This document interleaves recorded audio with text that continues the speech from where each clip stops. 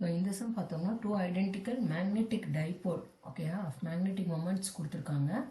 ரெண்டுமே அப்போ m1 equal to m2 equal to 1 ampere meter square. Place it at a separation of 2 meter with their axis perpendicular to each other. அப்போ நம்ம வந்து ஒரு magnet இப்படி எடுத்தோம்னா ஸோ ஒரு மேக்னெட் நான் இந்த சைடு எடுத்தேன்னா இதனுடைய ஆக்சிஸ் என்னது, இதனுடைய ஆக்சிஸ் இந்த லைன் கரெக்டா. ஸோ இன்னொரு மேக்னெட் வந்து இதுக்கு பர்பண்டிகுலராக எடுக்கணும், அதனுடைய ஆக்சிஸ் வந்து பர்பண்டிகுலராக எடுக்கணும். ஸோ என்னோடது வந்து இதுதான் வந்து. ஸோ இப்போ இதனுடைய ஆக்சிஸ் வந்து இங்கே இருக்கும் கரெக்டா. ஸோ இதனுடைய செப்பரேஷன் என்னன்னு கொடுத்துருக்காங்க, 2 மீட்டர்னு கொடுத்துருக்காங்க. Okay, the resultant magnetic field at a point midway between the dipoles. midwayனா இங்கே, அப்போ 1 மீட்டர் எக்ஸாக்ட்லி இந்த 1 மீட்டரில் இங்கே ஒரு 1 மீட்டர் இங்கே ஒரு 1 மீட்டர். என்ன நமக்கு தான் magnetic field at any point தெரியும் இல்லையா. ஸோ மேக்னெட்டிக் ஃபீல்டு எப்படி கண்டுபிடிக்கிறது, along the equatorial line, along the axial line. Along the equatorial line என்னது, இப்போ பார்த்தோம்னா மேக்னெட்டிக் ஒன்றுக்கு இப்போ வந்து இது வந்து B1ன்னு எடுத்துக்கலாம், இந்த B2ன்னு எடுத்துக்கலாம். இது வந்து ஆக்சியல் லைன் இல்லையா. ஆக்சியல் லைனுக்கு என்ன ஃபார்முலா, ஆக்சியல் லைனுக்கு வந்து μ0/4π 2m/dq கரெக்டாக, வேர் d is the distance of separation. Equatorial லைனில் என்னது, ஈக்குட்டோரியல் லைனில் இருக்கிறது B2 மேக்னெட்டுக்கு அது ஈக்குட்டோரியல் லைனில் இருக்குது ப்ராட் அண்ட். ஸோ μ0/4π × m/dq கரெக்டாக.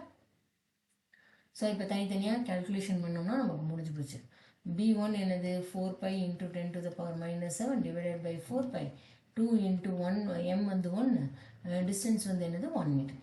ஸோ இப்போ என்ன ஆகும், எனக்கு 2 மட்டும் வரும், 2 × 10⁻⁻7 டெஸ்லா. ஸோ B2 அதே மாதிரி என்னது, B2 வந்து 4π × 10⁻⁻7 divided by 4π × 1 divided by 1. So வெறும் 10⁻7 கிடைக்கும். ஸோ எனக்கு 2 மேக்னெட்டிக் ஃபீல்டு கிடைச்சிருச்சு. ஆனால் அது ரெண்டுடைய டைரக்ஷனும் பாருங்கள் எப்படி இருக்குன்னு, அதுக்கு தகுந்த மாதிரி நான் வந்து பண்ணணும். ஸோ எனக்கு மேக்னெட்டிக் ஃபீல்டுடைய டைரக்ஷன், இதனுடைய டைரக்ஷன் என்னது, ஃப்ரம் சவுத் டு நார்த் கரெக்டாக. Magnetic dipole moment and the magnetic field will be parallel to this. For the magnetic field will be perpendicular to this கரெக்டா.